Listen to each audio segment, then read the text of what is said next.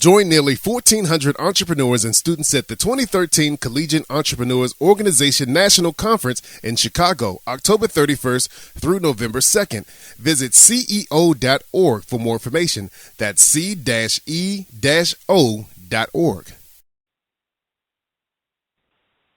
This is Michael Lukes from the Collegiate Entrepreneurs Organization, here with Seth Braun, artist, entrepreneur, and author of many books, including Indestructible Success. Seth, thanks a lot for joining me. My pleasure, Michael. Tell us a little bit about your background and what you're currently working on. Great. Well, I got started in my professional life when I dropped out of high school and started working on tugboats. And from there, I basically self-destructed and had to turn my life around without getting into all the gory details. It got pretty bad. And since I dropped out of school, I had to figure out a different way to go. And it really, combining personal growth and self-discovery matched really well with entrepreneurship. So I just started businesses at a pretty young age and have been involved as an artist or an entrepreneur for the last 18 years. And have you always been entrepreneurial, or did it kind of come out of necessity? That's a great question.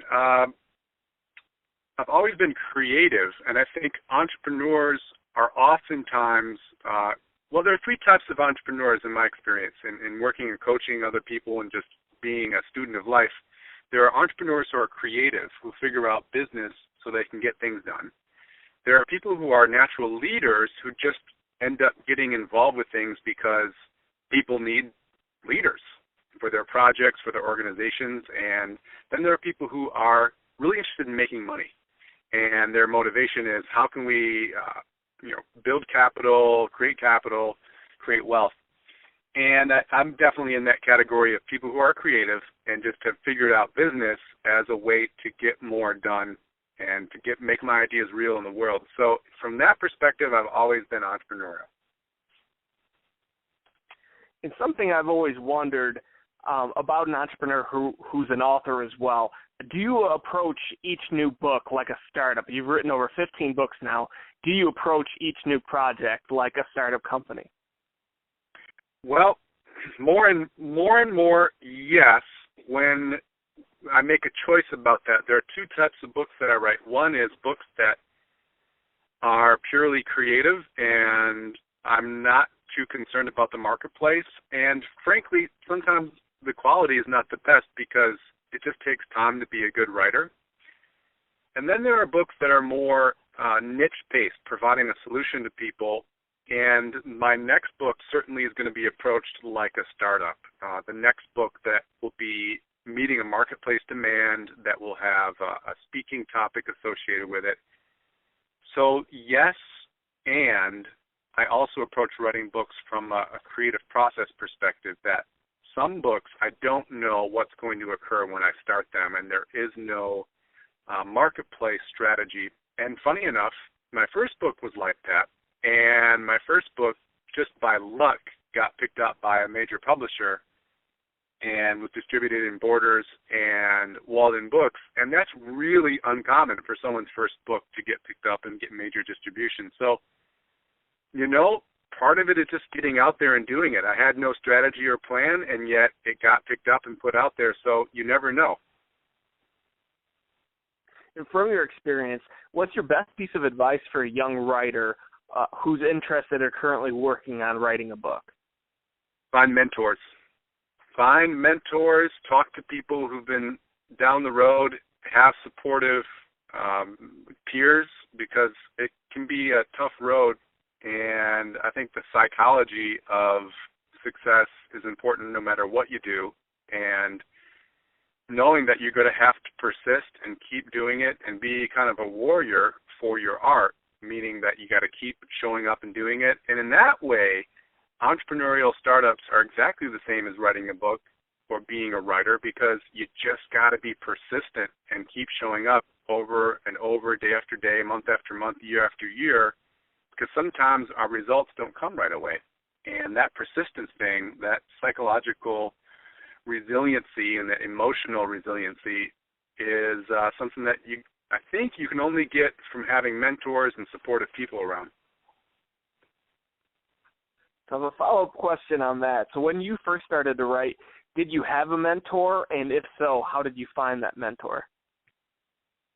Well, when I first wrote my first book, Healthy, Fast, and Cheap, The Ultimate College Cookbook, I had a lot of artistic mentors. I had a lot of artistic support. So in that way, I had the support there for being an artist, being a creator, someone who's creating things. But I also got a mentor really quickly on the business side. I found a mentor who had a successful online business that sold his book plus programs, and I reached out to him and explicitly said, hey, I need a mentor who's done this successfully because I wanted to sell my book online. Once again, this is Michael Lukes from Collegiate Entrepreneurs Organization here with Seth Braun. On behalf of the Collegiate Entrepreneurs Organization, I want to thank you for agreeing to speak at the 2013 CEO National Conference and also with the Self-Employment and the Arts sessions as well. What will you be speaking about? Well, I'm thrilled to be there, and I'm going to be talking about some of the perils and the opportunities of having a startup. And specifically, we're going to go through some of the skill-based and psychological-based pitfalls that people can be aware of to avoid. In business, there's a concept of leverage, and leverage is simply having a big enough stick, you can move a big enough rock. And if you have a big goal or project or business endeavor that you want to do, one of the things you can leverage is other people's experience. So I'm going to share not only my own experience, but what I've learned in interviewing and speaking and researching and writing about entrepreneurship. So I think I'll be able to bring a lot of value to the participants in my session to help you recognize the common pitfalls that you can be aware of so that you can sidestep them. And without giving up your whole session here, what are some common mistakes that you see young entrepreneurs make when pursuing a new venture? I think the simplest, and it's almost laughable because it's so simple, but there's an unrealistic expectation for how fast things can happen. And you got to have that optimism. Entrepreneurs have to be kind of insanely optimistic that things are going to work out, or else they would never be willing to endure the challenges that they're going to face.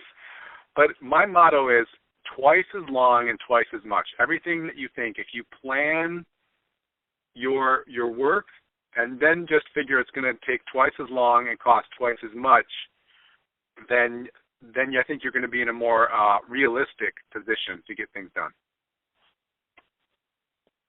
That's great advice. I once tried out amateur acting, and I found out that being an entrepreneur and probably being a salesman are three of the occupations where you face no on a daily basis, and you have to be able to recover very quickly to have any success at all.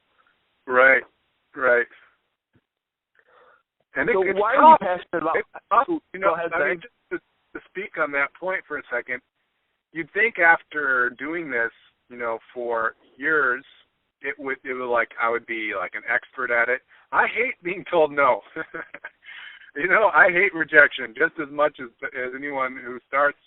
But I think success in entrepreneurship is being willing to be flexible with our emotional state, to be able to say, yeah, that sucks, that was painful, and really feel that pain and then move on. It's the moving on piece. It's not about being, it's not about having like this armor that you don't ever feel discouraged or like you never feel down, you're just always positive. I think that's one of the pitfalls too, is that people think that successful people must just never feel discouraged.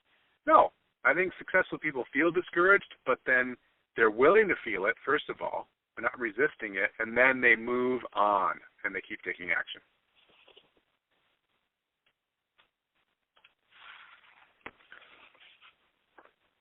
Why are you passionate about helping entrepreneurs, and in this case, young entrepreneurs and artistic entrepreneurs?